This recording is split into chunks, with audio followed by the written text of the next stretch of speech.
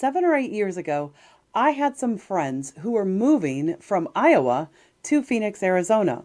Now, keep in mind that these friends have moved probably 14 or 15 times in their life. He was a veteran of the Navy, and from his Navy training, he had been able to get some really lucrative jobs working at nuclear plants across the country, and he actually trained people. So they moved on a really regular basis because their contracts, or his contracts, were always moving him from one nuclear plant to another. So my friends who have moved a lot in their life reached out to me knowing that I was a realtor and asked if I could help them find a great realtor in the area that they were moving to. And I said, sure, we have a great connection network at my company. Now, keep in mind, up to this point, I'd never had a chance to use them and I didn't understand how the system worked. But I knew that as an agent in my company, I could reach out to this network of agents and be able to help my friends find a great realtor in their market. Or so I thought. What ensued after that, I'll let you know about right after this.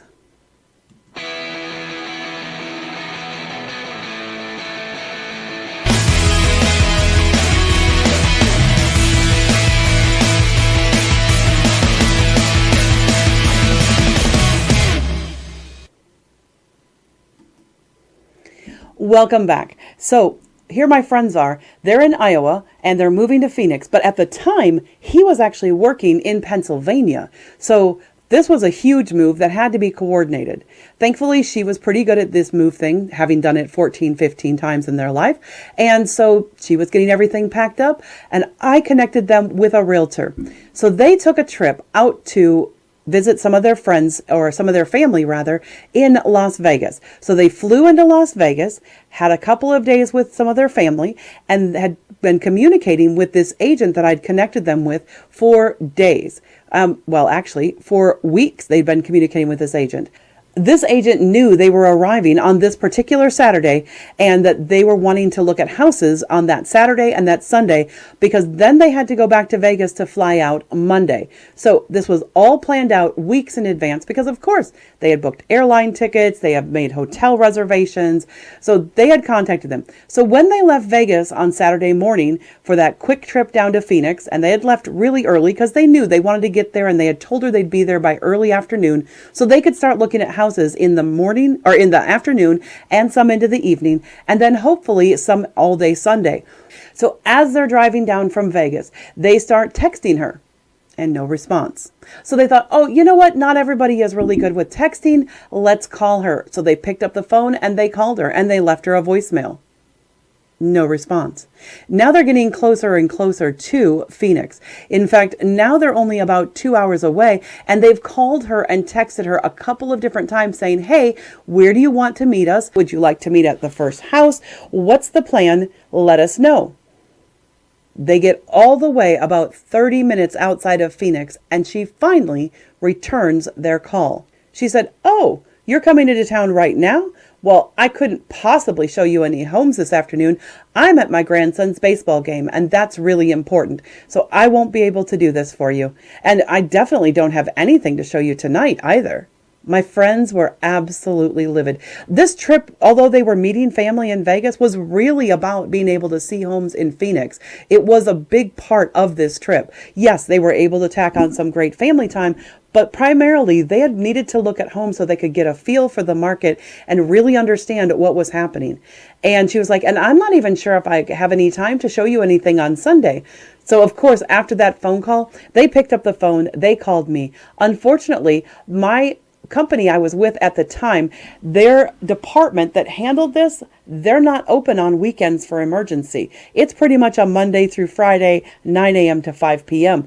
That didn't really work very well, and that certainly was really, really bad. So my friends were left in the Phoenix area, so I start scrambling and I start grabbing any agent out there. I start doing some Google searches and everything. They did find someone to show them some houses on Sunday, but it wasn't a good fit as far as a good agent for them to work with.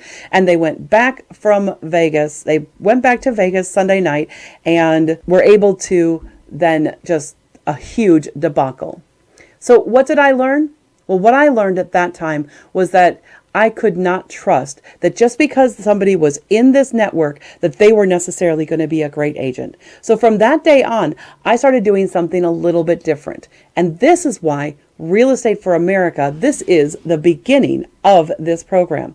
So here's what we found out, and what we discovered was that basically I found out that there are a lot of agents out there who are, I'm just going to be flat out honest about it, they are lazy, they are cheap, and they are selfish. And that's really the biggest problem that I ran into, was that when I did call this agent on Monday morning and say, hey, what happened? What went wrong? She didn't even want to return my call. She didn't want to return their call. We ended up finding someone else. But the way that we did this was, I said to my company, I said, this was such a debacle. I want you to send me the next person and I'm going to interview them. So that's what I did. Next time they sent me a person that they thought would be a good match for my friends, I called that agent and I put them through the ringer. I grilled them upside, downside, left and right, made sure they were the kind of agent who would actually be there to take care of my friends. And I learned a big lesson.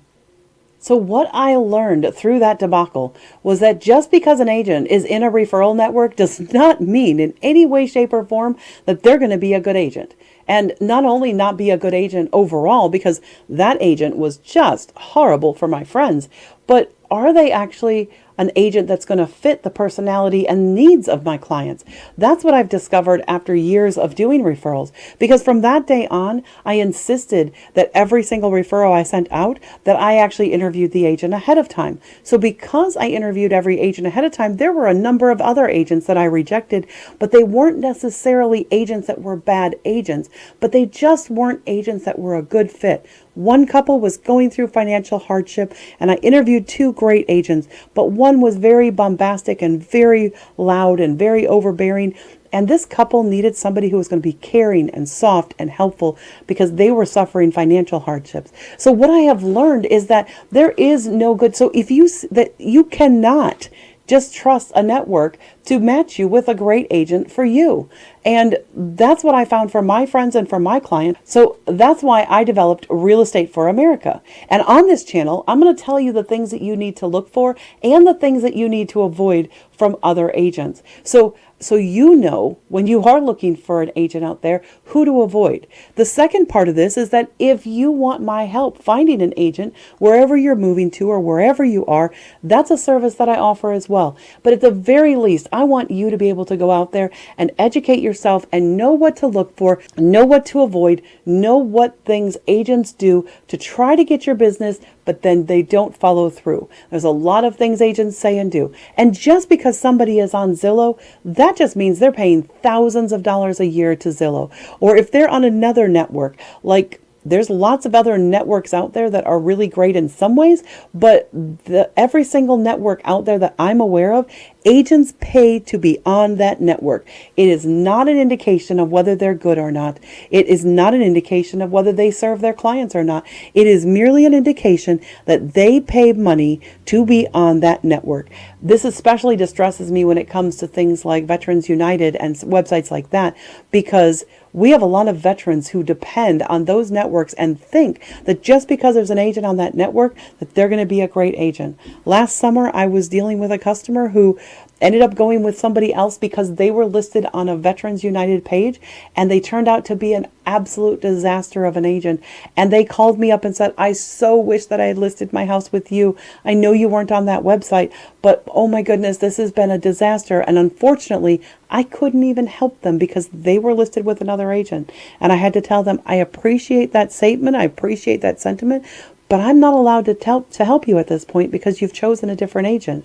So these networks out there, there is not a single network I'm aware of where the agents don't have to pay to be on it until now. Because Real Estate for America is different. This is exactly why I started this channel.